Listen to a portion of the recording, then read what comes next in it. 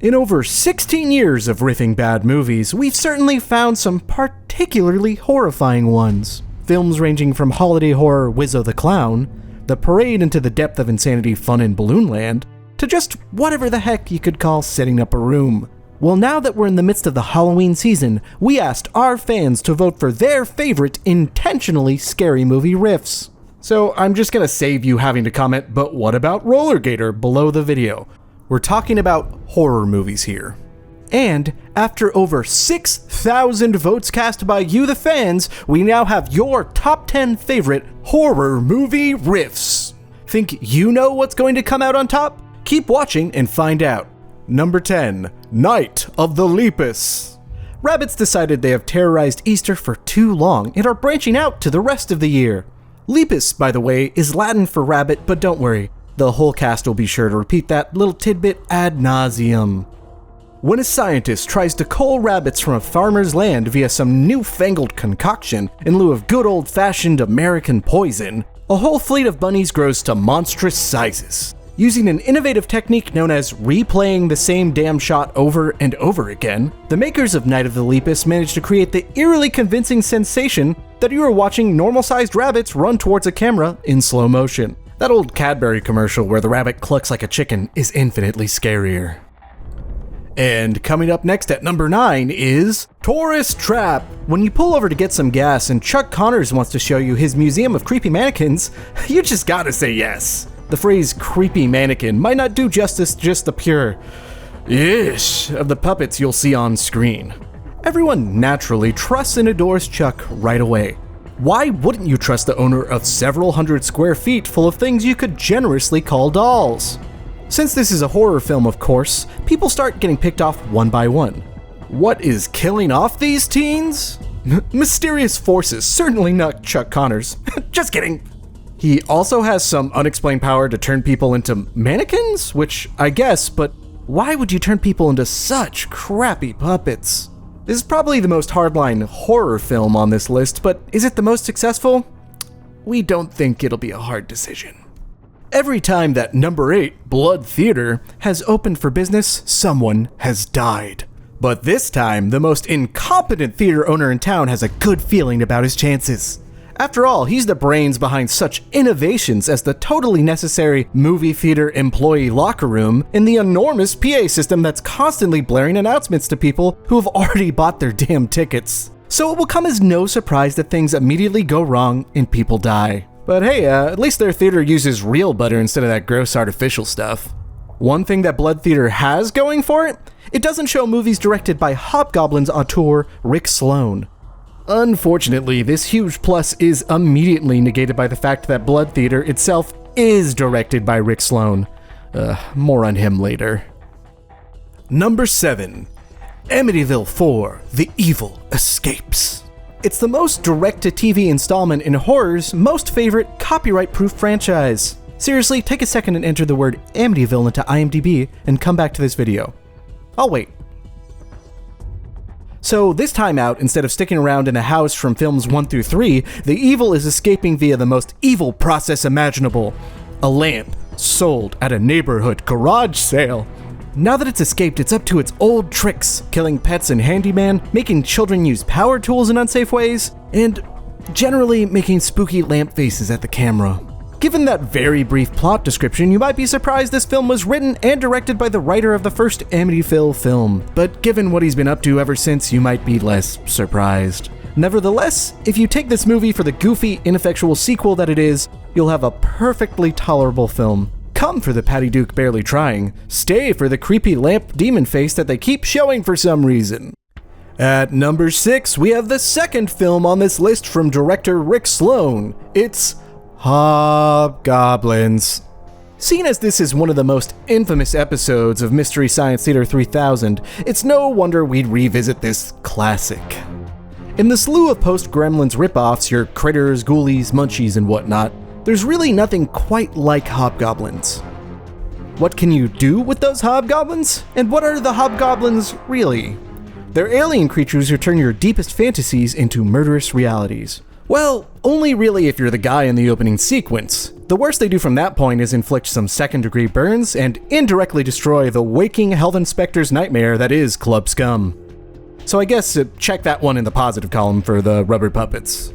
This is also the same film that features a gratuitously extended lawn care fight scene, and not to mention multiple calls to a sex line, which frankly are the scariest bits in this supposed horror film.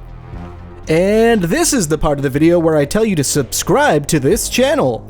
We know about 80% of the folks who watch our videos are not subbed, and we'd love it if you took a second to hit subscribe and the notification bell button.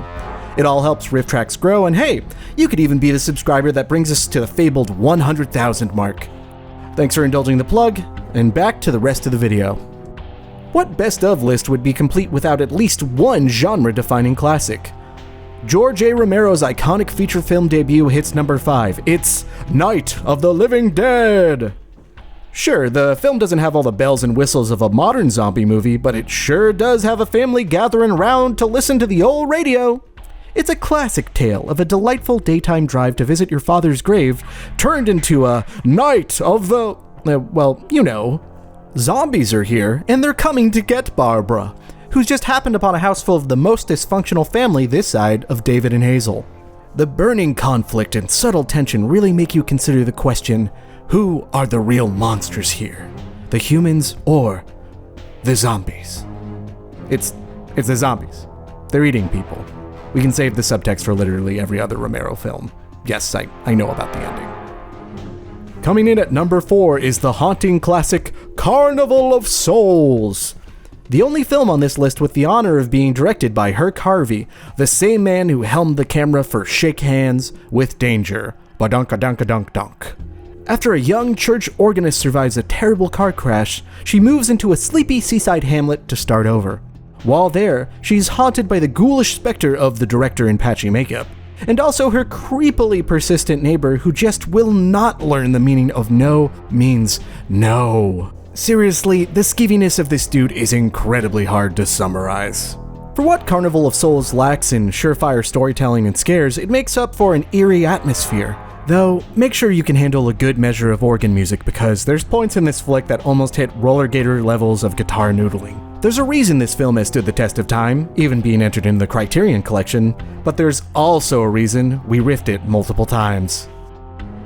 What do ham radios, Kelly LeBrock, and clown dolls have in common? Number 3, Ghost House! It's a house with a ghost in it, sure, but that's not nearly as important as RV owner Jim Dalen, who is visiting from out of town with, among others, his sister Tina Dalen, Jim Dalen's sister. This will be very relevant to the plot of the movie.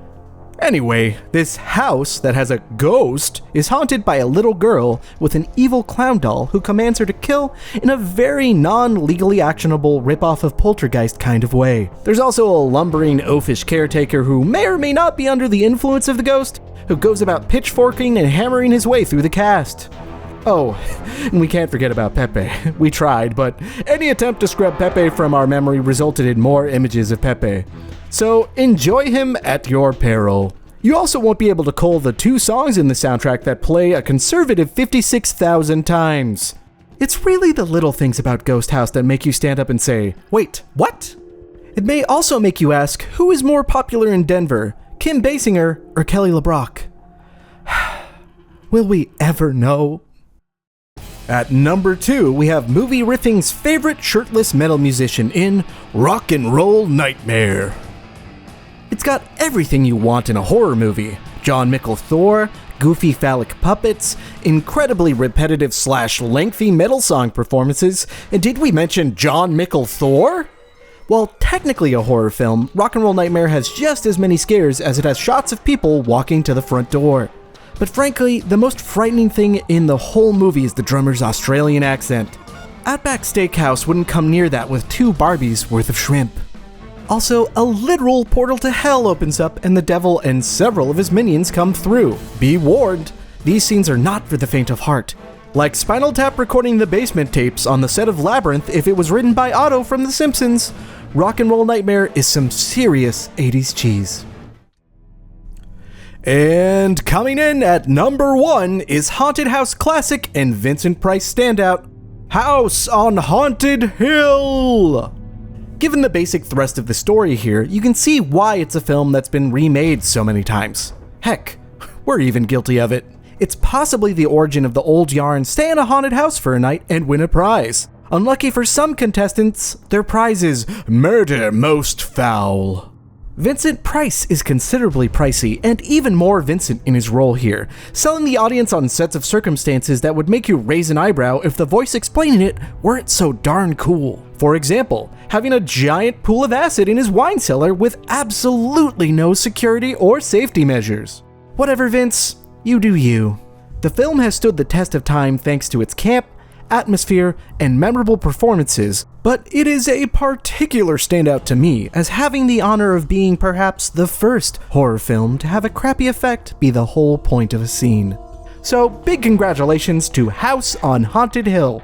You are our fan favorite scary riff. And those are our top 10 scary movie riffs as voted by you, the fans. Any rankings you disagree with or ones that you'd change? Let us know in the comments below, and we'll see you next time in our next Top 10 ranking. It's time for RiffTrax.